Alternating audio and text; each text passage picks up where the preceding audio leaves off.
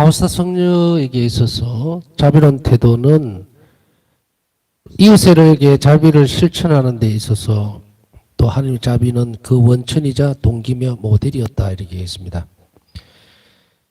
바우사 성녀가 이렇게 자비의 태도를 형성해 나가는 것은 바로 하나님 자비에 있었어요. 그래서 그 자비를 실천해야 되는 것도 바로 그 동기가 되는 것도 예수님의 하나님의 자비고 또 동시에 이웃에게 자비를 실천해야 되는 데 있어서 하나님의 자비는 또 그 원천이 되고 그래서 동기면서 모델이 되었던 이 주제에 대해서 우리는 좀 살펴보려고 합니다. 왜냐하면은 자비라는 주제를 다룰 때에 반드시 드러나는 것이 뭐라 그랬습니까? 하나님의 속성이라 그랬으니까 자비를 다룰 때는 하나님의 자비가 무엇인가라는 질문부터 해야 되겠죠. 그래야만 하나님의 자비를 알아야 우리가 자비를 실천하는 것이고 또 하나님 자비를 청할 수가 있죠. 그래서 하나님 자비는 무엇인가라고 하는 부분부터 다시 살펴보도록 하겠습니다. 신학은 하나님의 자비를 그분의 특별 활동, 하나님의 특별 활동, 즉 악으로 인해 육체적, 도덕적으로 넘어진 사람들을 도우시는 하나님의 속성이라고 정의합니다. 악으로 인해 가지고 육체적이거나 도덕적으로 넘어진 사람들, 비참한 상태에 놓여져 있는 그런 사람들을 도우시는 하나님의 속성이다. 이렇게 정의를 합니다. 여기에서 보면은 좀 독특한 단어죠. 특별활동. 특별히 활동하신다. 그 자비는 악으로 인해서 넘어져 있는 사람들, 악이 덮쳐버려서 악으로 인해서 넘어지고 상처받고 그리고 도덕적으로 결여가 생겨 여러 가지 모든 상황들을 다 얘기를 하죠. 그러한 사람들을 도우시는 하나님의 속성이다. 이렇게 정의를 합니다. 그래서 우리는 하나님의 자비를 통해 인간을 향한 하나님의 사랑을 악과 비참함과 죄의 족쇄에서 인간을 자유롭게 해주고 고양시켜 주시는 하나님의 사랑을 이해합니다. 자비를 통하지 않고서는 우리가 하나님의 사랑을 알아들을 수가 없습니다. 자비는 사랑이 구체화된 거예요. 그렇기 때문에 하나님은 사랑이십니다라고 얘기할 때에 그러면 그 사랑이신 하나님을 나는 어떻게 느끼는가 하면 하나님의 이런 자비로운 활동을 통해서 내가 느끼게 되는 거예요. 그리고 그것을 바라보게 됩니다. 악에 넘어져 있는 사람이 일어서고 회복하고 다시 하나님께 돌아서는 그런 과정들을 우리가 보면서 하나님 자비를 입었다라고 얘기를 하죠. 하나님 자비를 입었다라고 하는 것은 하나님이 당신을 사랑하셔서 자비를 베푸셨습니다. 이렇게 연결이 되죠, 말이. 그래서 우리가 막연하게 하나님은 사랑이십니다. 하나님은 사랑 자체이십니다라고 얘기를 하면서도 하나님 사랑이 구체적으로 나에게 어떻게 주어졌는가에 대해서 살펴볼 수 있는 것은 자비가 드러났을 때입니다. 우리가 이렇죠. 부모님에게 어떤 은혜, 부모님이라고 해도 되고 하여간에 누군가에게 은혜를 입었을 때 우리는 그 사람에게서 어떤 것을 느낍니까? 정으로 느낄 수도 있고 여러 가지 이유도 있을 수 있겠지만 그 관계의 문제에 따라서 다르겠죠. 그냥 지나가는 사람이나 이웃에서 이렇게 그냥 다른 어떤 느낌 없이 도움을 받았을 때에 우리는 자애로움을 느끼는 거예요. 그냥 도움을 받았으니까 정을 느끼고 따뜻함을 느끼고 이런 정도지 꼭 반드시 그 사람이 나를 사랑한다고 느낄 필요는 없는 거예요. 이게 차이예요. 자비는 내가 느꼈을 때에 사랑을 기억합니다. 사랑을 떠올리죠. 그래서 우리가 하나님에게서 오는 사랑은 이 자비는 특별한 거예요. 하나님 자비가 나에게 주어졌을 때 내가 그 악에서 벗어났을 때 우리는 하나님을 찬미하게 된다. 왜? 그것이 하나님의 사랑에서 온 것이라는 것을 그 영혼은 즉시로 알아듣습니다. 그래서 복음에서도 보면은 예수님께서 나서 주었던 많은 병자들의 모습을 보면 그들은 하나님을 찬미하면서 돌아갔다 이렇게 이야기하죠. 예수님은 사랑이십니다. 그 사랑이 악을 제거해주는 자비로 드러나니까 그 영혼은 무엇을 봅니까? 사랑으로 이루어졌다는 것을 압니다. 그냥 예수님이 아이고 정이 많아서 잔정이 많아서 혹은 예수님이 무슨 아주 그냥 선심스러운 그런 분이라서 그렇게 인간관계에서도 우리가 우정이라는 말을 써주나요? 사랑에는 단계들이 다 틀립니다. 부모님과 나 사이에는 우정이라는 말을 안 씁니다. 그죠? 또 정이라는 말도 안 씁니다. 부모님이 정이 많아서 그런 건 하지만 그 사랑인과 정이 동일시되어서 우리에게 접근을 합니다. 우리 한국인들의 심성이 특히 그래요. 그래서 우리 부모님은 정이 참 많으세요. 그래서 나에게 참 살갑게 대해주고 그 말은 뒤집어서 얘기하면 사랑을 많이 가지고 있다 이 말이에요. 그 사랑이 구체적으로 나에게 다가왔을 때 정으로 느끼는 거예요. 어쩌면은 딱 맞는 표현은 아닐 수 있습니다. 이 정이라고 하는 것이 굉장히 광범위하게 우리가 사용을 하고 있기 때문에 그런데 유비적으로 보면 이 정의 출발점도 결국은 인간의 선이죠. 인간 안에 들어있는 그 사랑에서 나오게 돼 있어요. 그렇기 때문에 사랑도 뭐 종류가 천차만별이잖아요. 연인 간의 사랑도 있고 또 부모와 자식 간의 동료 간의 여러 가지 또 형제에도 있고 여러 가지가 있는데 그렇게 구별을 짓는다면 아마도 그가 비슷하지 않을까. 그래서 우리가 부모님에 대한 사랑을 느끼는 것은 따뜻한 정이 먼저 느껴질 때에 그때 우리는 나를 사랑하시는구나 이렇게 되는 것이 똑같이 맞는 표현은 아닙니다. 이 단어라는 것도 그렇고 뭐 여러 가지. 근데 우리가 쉽게 좀 더 한 자비를 더 조금 더 이해하려면 이것이 더 조금 나은 비유가 아니겠느냐 생각이 듭니다. 그래서 하나님께서 사랑하신다는 것이 나에게 있어서 구체적으로 다가왔을 때 그게 자비로 드러나면 내가 하나님의 사랑을 느낀다 이 말이에요. 그래서 예수 그리스도의 탄생, 그 탄생 안에서 보면 예수님께서 이 하나님께서 사람이 되셨다. 예수님으로 딱 탄생하는 그 순간에 이 성자의 모습은 뭡니까? 하나님이 인간을 사랑하신다는 가장 강력한 자비의 모습이에요. 그걸 본부로 인해서 우리는 무엇을 느낍니까? 인간을 사랑하시는 하나님을 떠올리게 되죠. 그래서 바로 하나님 속성이라고 정의하는 바로 이 부분들은 바로 이 부분이에요. 사람들을 도덕적으로 타락하고 무너뜨리고 자존감이 없게 만들고 그리고 정말 인간 이하의 생활, 삶으로 밀어넣는 그것에서 건져내는 것, 그 자비로운 활동, 이것을 바로 하나님의 속성이라고 정의를 합니다. 그래서 죄 족쇄에서 인간을 자유롭게 해주고 고양시켜 주시는 하나님의 사랑을 이해를 합니다. 하나님의 사랑을 이해를 하는 거예요. 우리가 이 자비로운 행위를 봄으로써. 그래서 사랑과 자비에 대한 것은 지난번에 제가 강의를 다 했지만 다 짧게 더 이야기를 해주면 사랑은 부어지면 선이 증가한다고 얘기를 했고요. 자비는 부어지면 뭐가 없어진다? 악을 제거한다 그랬죠. 이게 특성입니다. 구별이 되죠. 그리고 자비는 바로 사랑에서 발출되는 거예요. 표출이 되는 겁니다. 사랑이 구체화돼서 드러나면 그게 자비예요.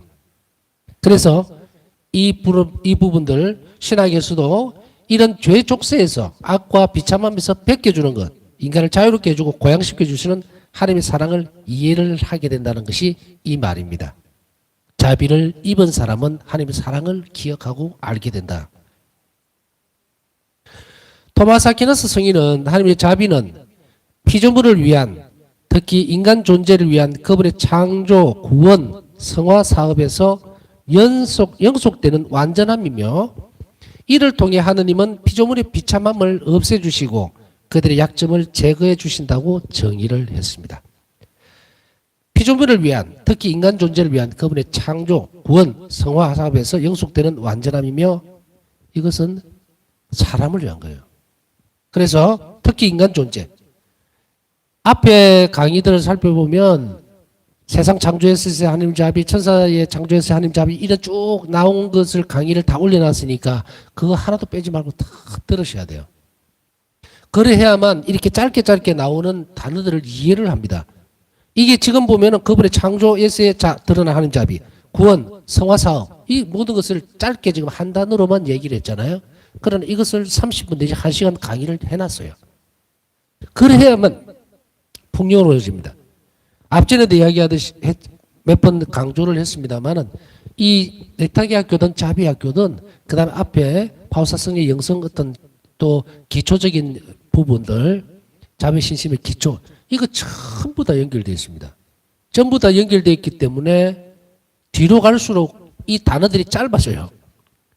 구원사업에서 하나님의 자비 이러면은 이미 앞에서 구원사업에서 드러나는 하나님의 자비를 알고 있는 사람은 이걸 굉장히 풍요롭게 받아들일 수가 있어요. 그런데 건너뛰기 해가지고 막 넘어와 버리면 못 알아듣는 것은 아니겠죠. 그런데 작게, 양이 작아요.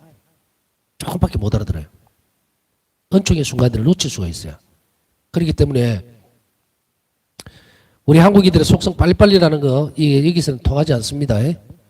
그리고 전에도 말씀드렸듯이 제가 올려놓고 있는 이런 강의들은 속성으로 하면은 절대로 안 됩니다. 이거는 그냥 간만 보고 지나가게 되는 문제가 아니에요. 자, 예를 들어서 제가 요리 수업을 하고 있어요. 요리 수업을 하고 있는데 진도를 빼고 있는 것은 아닙니다. 막 시간에 급해서 막 넘어가는 식으로 해갖고 되는 문제는 아니에요. 근데 어떤 사람이 계속 레시피만 적어놓고 한 번도 음식을 안 만들어 본 사람이라면 그 사람은 어떻게 돼요? 그때 이 사람은 이런 이야기를 하겠죠. 왜 이렇게 음식 맛이 없습니까? 라고 물으면 실습할 시간이 없었어요. 그 말이 안 되는 이야기입니다. 말이 안 되는 이야기예요.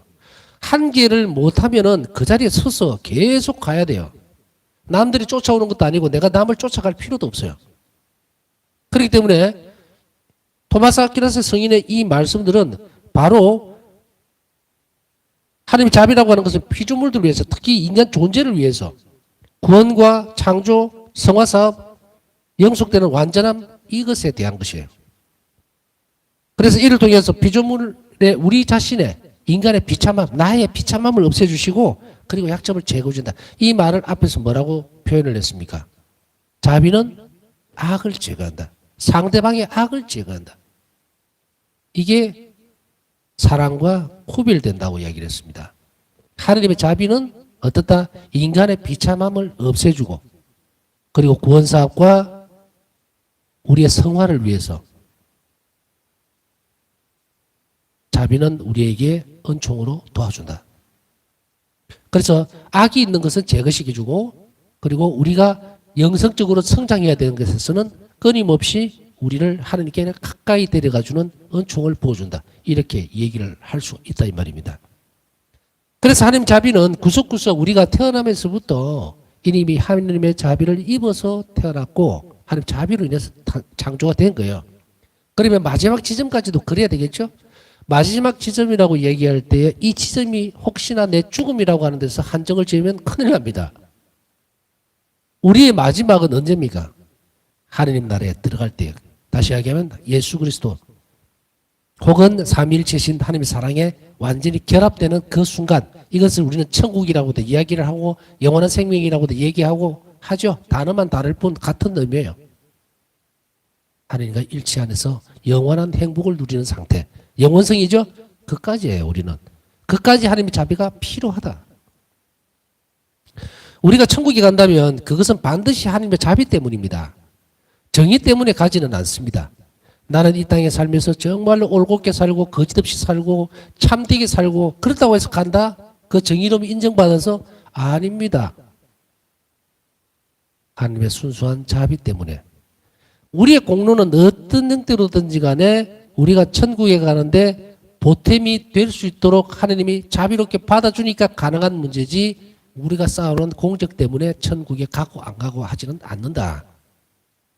왜냐하면 그렇게 되면 어떻게 됩니까? 거래가 되잖아요. 거래가. 내가 내 삶의 주인이 돼버리잖아요. 내가 시험 잘 쳐서 100점 받으면 천국에 쑥 들어가듯이 그러면 하나님 필요 없잖아. 그러니까 이것은 우리가 하나님께 대한 단지 하나님께 대한 자비에 대한 찬미예요. 영광을 드리는 것일 뿐 우리가 천국에 가는 것은 하나님의 순수한 선물입니다. 자비만이 우리를 천국으로 불러드립니다. 그래서 우리가 하는 고행이라든지 이웃에 대한 자비로움이라든지 이거는 뭡니까? 하느님 사랑을 받았기 때문에 그것에 대한 반응입니다. 반응. 순수성은, 순수한 사랑은 바로 이 지점이어야 돼요. 하느님께서 나를 사랑하셨고 나에게 자비를 베푸셨기 때문에 그것에 대한 감사의 태도로 내가 그 일을 계속해서 영속적으로 해나가는 것, 그것일 뿐 나는 이만큼 기도를 바쳤습니다. 이웃을 위해 이만큼 했으니까 나는 천국에 갈 겁니다. 천만에. 경건하고 거룩한 생활이 천국을 보장해 주지 않습니다. 나는 이만큼 살았으니까 그게 아니에요. 순수한 사랑은 뭐라 그랬습니까? 오로지 주님께 흡족하도록 주님의 기쁨이 되기 위해서 움직이는 영혼, 그 영혼이 가지고 있는 것이 순수한 사랑입니다. 그것만이 우리를 천국으로 이끌어갑니다. 나머지 거룩하고 경건한 생활은 뭐라 그랬습니까? 이 사랑의 완덕, 사랑을 키워가는 데 있어서 필요한 요소일 뿐 목적지는 하나님의 사랑이라고 얘기했죠. 우리가 지향해야 하는 것은 바로 이 지점이기 때문에 이것을 우리가 얼마나 키워나가고 하나님의 자비를 닮을 수 있는지 그 노력을 우리는 끊임없이 해야 된다는 이야기죠. 그 다음에 토마스 아퀴나스 성인은 하나님께서는 당신의 완전함을 피조물들에게 주신다고 말합니다. 완전함이 비례하여 주어진다면 이것은 정의에 속한 것이다. 하느님께서 오로지 당신의 선하심 때문이 아니라 당신의 목적을 위해서 완전함을 주신다면 이것은 자유에 속한 것이다.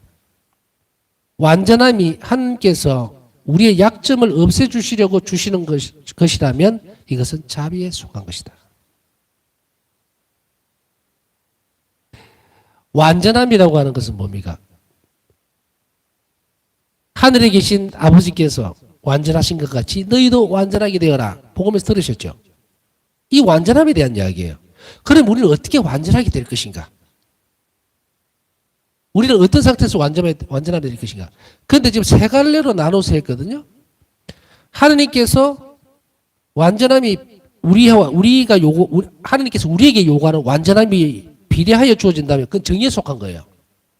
정의에 속한 거.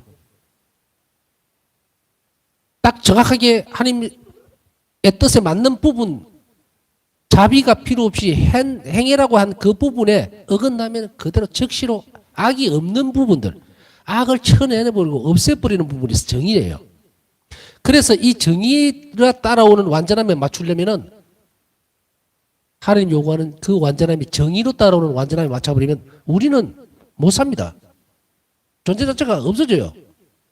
어떻게 하나님의 완전한 정의에 맞춰줄 수 있는 그런 완전함이 우리에게 있을 수 있겠느냐 이 말이에요. 그런데 당신의 완전함을 피조물에게 준다고 그랬어요. 하나님께서는. 그럼 어떤 것을 얘기하는가? 그럼 우리는 어떻게 해야 완전해질 것이며 하늘에 계신 아버지를 닮아서 우리가 완전해져야만 하나님 나라에 갈 수 있다면 이 완전함은 어떤 것을 이야기하는 것인가? 그래서 두 번째로 보면은 선하심 때문이 아니라 당신의 목적을 위해서 완전함을 주신다면 이것은 자유에 속하는 것이다. 당신의 목적을 위해서 완전함을 주신다면 그것은 자유에 속한 것이라는 건 뭐냐? 하나님께서 당신의 선하심이 아니고 당신의 목적은 우리를 구원하시기 위해서요. 우리를 구원하시기 위해서 완전함을 주신다면 이것은 자유에 속한 거예요. 구속되어지는 것이 아닌 자유로 그것에 속하게 되고 그러나 완전함이 하나님께서 우리의 약점을 없애주시려고 완전함을 요구하는 그 부분에 있어서 나는 완전하지 못합니다. 근데 어떻게 완전하게 될 수 있을까요? 그것은 자비가 들어와서 약점을 없애줄 수 있기 때문에 나는 완전해질 수 있다 이 말이에요. 정의로 내가 약점을 완전함을 유지할 수 없어요. 아까 앞에서 이야기했죠. 그렇다고 하더라도 두 번째로는 다른 선하심 때문이 아니고 당신의 목적을 위해서 완전함을 주신다면 이 자유에 속한 거예요. 주시려고 하니까 자유에 속한 건데 그러나 완전하님이 약점을 없애주시려고 한다면 이것은 자비에 속하는 거예요. 우리가 요구되어지는 자비는 완전함은 하나님의 자비에 속한 거예요. 그래서 이 말은 복음은 하늘에 계신 아버지께서 완전하신 것 같이 너희도 완전하게 되어라 하는 말은 자비로 우리가 부족한 부분들을 채워줄 테니까 완전하게 내가 만들어주겠다 이렇게 이해를 해야 된다는 거예요. 이렇게 토마스 아퀴나스 성인은 바로 완전하게 창조된 우리 자신들이 피조물에게 하나님께서 주셨다고 하는 것은 바로 이 부분입니다. 그래서 우리는 완전하게 될 수가 있고 그 완전함 때문에 아버지를 닮을 수 있어요. 그것은 오로지 자비 때문에 가능한 일이다. 그래서 우리가 중간 부분에서 보면 당신의 선하심 때문이 아니라 목적을 위해서 완전함을 주신다면 이것은 자유에 속한 것이다 라는 것은 바로 하나님께서는 온전하게 모든 일을 하실 수 있다. 그러니까 속성에 대한 이야기예요. 지금 하나님께서 완전함을 주시는데 그것에서 정의에 속한 것도 하나님의 속성이고 자유도 하나님의 속성이에요. 자유로우니까 당신 마음대로 하실 수가 있다 이 말이거든요. 두 번째는. 그다음 세 번째는 뭐냐? 자비도 하나님의 속성이에요. 그런데 완전함을 주시는 것에서 가장 우리에게 주시려고 하는 그것은 앞에 첫 번째, 두 번째가 아니라 세 번째 자비 때문이다. 이 두 개를 가지고는요, 완전함에 도달할 수가 없습니다. 그렇기 때문에 바로 당신의 목적을 위해서 주신다면 바로 이렇다 이 말이죠. 그래서 우리에게 있어서 지금 기억해야 되는 것은 토마스 아퀴나스 성인은 우리가 완전해질 수 있다는 것을 강조하고 싶어 하는데 그것은 하나님의 자비 때문에 가능한 일이다. 이 말을 분명히 하고 있습니다. 자비는 단순히 세상에 대한 하나님의 태도의 표현도 아니며 그분의 약함의 표현은 더더욱 아니다. 단순히 자비라고 하는 것은 세상에 대한 하나님의 태도의 표현, 나는 이렇다, 나는 자비로운 하나님이다 이렇게 드러내는 당신의 태도가 아니라는 얘기예요. 그것도 아니고 그런 표현도 아니고 그분의 약함도 표현 아니. 내가 약하기 때문에 하나님께서 뭔가 부족한 듯이 그렇게 해서 자비로운 것도 아니다. 자비는 하나님의 속성으로서 이것은 그분의 본성에 속한 것이다. 하나님은 있는 그대로 그냥 자비로우신 분이에요. 속성이면서 그분의 본성에 속하는 것이기 때문에 이 자비는 떼낼 수가 없다. 이 자비는 앞에서 얘기했듯이 선함에서 또 정의로움으로 이렇게 되어지는 것은 아니래요. 자유로서 주어지는 것도 자유에 속한 것이지만 그러나 완전함을 우리에게 주셨고 그걸 요구하는 것은 뭐다? 자비다. 이러한 자비는 하나님의 속성이기 때문에 그분의 본성에 속한 겁니다. 그래서 하나님이 약해서 마치 정말 우리 어디에 드러납니까? 십자가상에서 예수님 힘이 없어서 당신 나약해서 그래서 저렇게 십자가를 지고 가시나? 아니다. 그분이 약하기 때문에 그런 것이 아니다는 이야기입니다.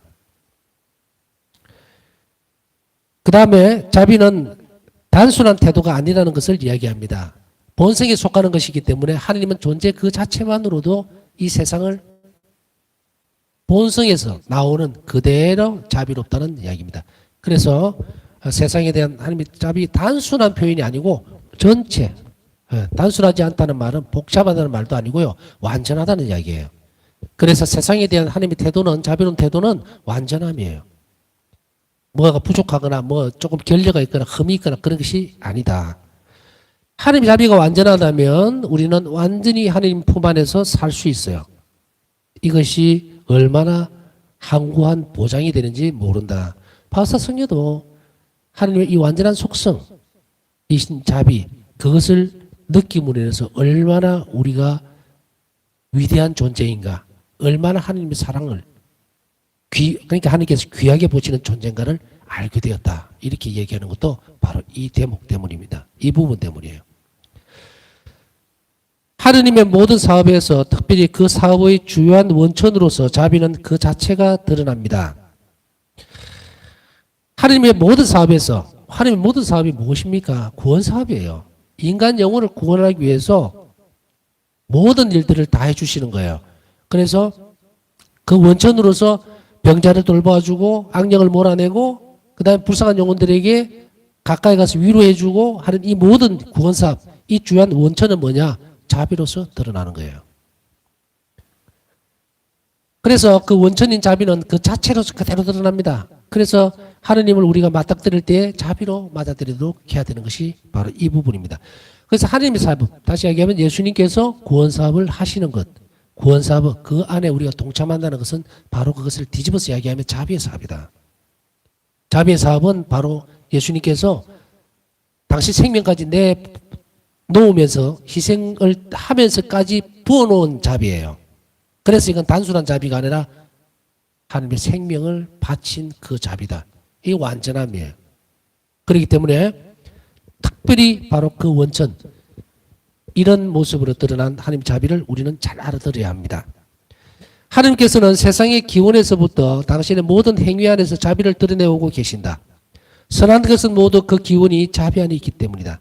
세상의 기원, 창조에서부터 당신의 모든 행위 안에서 자비를 드러내놓고 계시는데 그것은 뭐라고 표현을 하고 있습니까? 우리 일기를 봤으면 알죠. 그것은 천둥번개를 통해서 이제 원시시대 때는 천둥번개를 통해서 당신의 존재에 대해서 드러내 주시고 그리고 구원사업에 대해서 이집트 탈출에서부터 자기에게서 판관을 보내고 그 다음에 예언자들을 보내고 격려하고 하나님께 돌아오라고 호소하고 이 모든 것이 하나님의 자비예요. 그것을 인간의 창조에서부터 그 역사 전체, 인간의 구원 역사 전체에 다 깔려 있어요. 이것을 우리는 하나님의 자비로 인식을 못하고 있는 것뿐. 하나님께서 천둥번개뿐 아니고 예언자나 판관을 보내서 하나님의 사랑에 대해서 드러내주고 하나님의 구원 사업에 대해서 그렇게 선포를 했을 때 그것은 하나님의 자비라는 거예요. 자비로운 것이 이미 이 구약 성경에서부터 이스라엘 역사에서 전체적으로 이미 다 드러나고 있다는 이야기입니다. 선한 것은 모두 그 기원이 자비 안에 있기 때문에 바로 모든 행위들은 자비로 드러나고 있습니다. 근데 이것을 접근할 때에 우리가 이스라엘 역사라든지 또 구약 전체를 보면서 이것이 하나님의 자비의 모습이라고 하는 사실을 재조명해야 합니다. 그냥 하나님께서 구원 사업을 이렇게 하셨다. 또 혹은 이집트 탈출을 이렇게 시키셨다. 하느님이시니까 이스라엘 백성, 당신 백성을 품어주시는다. 그거 단순한 모습으로 드러나면 안 됩니다. 이제 조명을 어떻게 해야 됩니까? 하느님께서 모세를 부르셔서 전권을 주고 이집트 백성들을 불러내는 것이 뭡니까? 탈출하는 그 형태, 그리고 가나안 복지로 들어갔던 그 상태, 그거는 하나님 자비가 드러난 거예요. 그리고 메추리를 통해 메뚜기 떼를 보내서 또 만나를 주심으로 인해서 이거 하나님 자비잖아요. 그러면 죽을 뻔했는데 드러나잖아요. 구약 전체에서부터 이미 하나님 자비는 드러나고 있지만 인류는 이 부분들을 하나님 자비로 조명해서 보지를 않았다. 그게 하나님의 역사라고만 본 거예요. 그러나 구체적으로 드러난 하나님의 자비가 이것이었음을 예수님은 바로 일기를 통해서 다시금 상기시켜 줍니다. 그 다음에 아무도 하느님을 본 적이 없다. 아버지와 가장 가까우신 외아드님, 하느님이신 그분께서 알려주셨다. 요한복음 1장 18절. 아무도 하느님을 본 적은 없습니다. 그러나 외아드님이신 그분께서, 예수님께서 아버지를 드러내 주셨다. 하느님과 인간의 구원에 대해 계시해주는 가장 심오한 진리는 예수 그리스도의 인성에서 드러납니다. 인성에서 드러난다는 것은 사람이 되신 예수님의 활동을 통해서 드러났다는 얘기입니다. 가장 심오한 진리는, 왜냐하면 우리는 하느님을 본 적도 없고 하느님께서 이 땅에서 활동하신다는 것을 명확하게 보증해 줄 수 있는 것도 없었어요.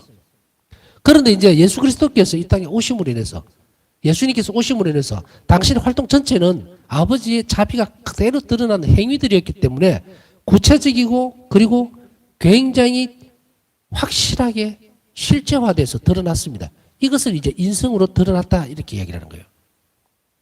우리가 하느님을 그 신비 안에서 그리고 인간과 맺으시는 그분의 관계 안에서 알게 되는 것은 그리스도를 통해서입니다. 예수님이 중개자예요. 예수님을 통해서 우리가 하느님을 드러내신 하느님과 만날 수가 있어요. 왜? 하느님께서 사람이 되셨잖아요. 그리고 예수님께서 아버지에서 일러주시고 가르쳐주시고 드러내주시고 자비로이 당신의 모습을 그대로 반영시켜 주시고, 이러니 우리는 예수 그리스도를 중재자로 통해서 예수님을 통해서 아버지를 알 수 있게 되었죠. 왜? 계시되었으니까, 예수님 통해서. 그래서 우리는 그걸 받아들이는 것이고, 그래서 우리는 예수 그리스도와 맺는 인간과 맺으시는 예수님과의 관계 없이는 아버지께로 갈 수가 없어요. 그래서 모든 것들은 그리스도를 통해서 가게 됩니다. 그래서 우리가 기도 끝에 항상 보면은 예수 그리스도를 통하여 비나이다 하는 말이 그 말이에요. 통해서 가야 돼요. 예수님이, 하느님께서 사람이 되셨기 때문에. 그래서 그 전에 구약에서는 하느님이 이 땅에 오신 적이 없잖아요. 사람들을 불러 세워서 그 사람들에게 당신의 역할을 맡기기는 하셨지만 손수 하느님께서 사람이 되신 적은 없었다. 그런데 이제 개별적이고 구체적으로 예수님은 사람을 만나죠. 한 명 한 명을 만나셨어요. 그러니까 이걸 뭐라고 얘기합니까? 개별적이고 아주 구체적인 거예요. 이 모습이 우리는 어디에서 드러납니까? 성체성사, 나와 예수님과의 구체적이고 1대1의 관계죠. 고해성사 어떻게 됩니까? 예수님과 나와의 내면적인 아주 1대1의 구체적인 관계죠. 만남이죠. 그렇기 때문에 우리는 2000년 전에 있었던 그 상황들이, 또 그 사실들이 그때 맺어졌던 그 하느님, 예수님과 인간과의 이 관계가 오늘날에도 성사를 통해서 계속적으로 이어지고 있다. 그래서 구체화되고 실체적으로 우리가 구원 사업의 구원의 일원으로서 살아갈 수 있다. 이 말이에요. 그래서 전에도 앞에도 말씀드렸지만 우리는 한 명 한 명이 구원의 또 다른 대상으로 따로 연결이 되어 있는 거예요. 그래서 예수님은 너희들이 필요하다가 아니라 내가 너를 구원하기 위해서는 너가 필요하다고 딱 이야기를 하는 거예요. 개인적인 친밀감, 일치, 이것을 우리는 잊지 말아야 합니다. 그래서 오늘도 우리는 내일도 예수님께서는 여러분 각자에게 영혼에 친밀하게 말씀을 건네고 계신다. 그리고 구체적으로 당신이 원하시는 것을 여러분 각자에게 말씀하고 계신다. 나는 네가 필요하다. 네가 자비롭기를 바란다. 너는 나를 닮아야 한다고 끊임없이 말씀하시는 그 예수님의 요청에 그 말씀에 귀를 기울일 때에 그때 비로소 관계가 맺어져요. 그렇죠? 우리가 누가 얘기를 계속하고 있는데 자기는 딴 생각하면서 아무 얘기도 안 하고 이러면은 그 사람하고 관계가 맺어질 수가 없어요. 그렇죠? 제가 지금 이런 많은 얘기를 하고 있는데 여러분들이 만일에 그럴 리는 없습니다. 없는데 예를 드는 거예요. 만일에 지금 자고 있단 말이에요. 그럼 내 말을 하나도 못 들어. 눈 떴을 때는 나하고 어떤 이 관계적인 문제들이 안 돼가 있죠. 잘. 물론 조금 다른 비유일 수도 있겠지만 여하튼 말을 제대로 듣는다는 것은 그 사람을 이해하는 것이고 그 사람이 나에게 어떤 것을 요구하는지 듣게 되죠. 그래서 저는 지금 여러분들에게 만일에 이러한 것들이 예수님을 계속 원하시는 거라고 여러분 각자가 원하시는 거라고 내가 예수님을 말씀을 그대로 전달해 주고 있잖아요. 가르침을. 근데 아까 누군가가 지금 계속 자고 있어. 그러면은 예수님하고 내를 매개체로 해서 예수님과 그 사람 한 명하고 관계를 자꾸 맺어주려고 그러는데 이 사람 자버리면 어떻게 돼요? 관계가 형성이 안 되죠. 뭐 그런 거와 비슷합니다. 그래서 1대1 관계에서 예수님은 우리에게 끊임없이 이것을 요구하고 계시고 당신이 자비롭다는 사실을 우리에게 상기시켜주고 그리고 당신을 닮고 따라올 것을 요구를 합니다. 그러기 위해서는 우리는 어디에서 어디까지를 봐야 될 것인가? 오늘도 우리는 하나님의 자비를 입었었고 그리고 그리스도를 통해서 그분의 관계를 새롭게 하는 것, 자비로움으로 매개로, 그러니까 자비로운 하느님으로 예수 그리스도를 받아들이는 그 과정 안에서 우리는 하느님의 신비 안에, 자비의 신비 안에 들어가게 되고 아버지와 새로운 관계를 맺고 된다. 여기까지 확대해서 살펴볼 수가 있겠습니다. 남은 시간 묵상하면서 우리가 미처 머리로 알아듣지 못한 것들 그런 것이 있다면 영혼으로 알아들을 수 있도록 성령께 도움을 청하면서 남은 시간 묵상하도록 하겠습니다.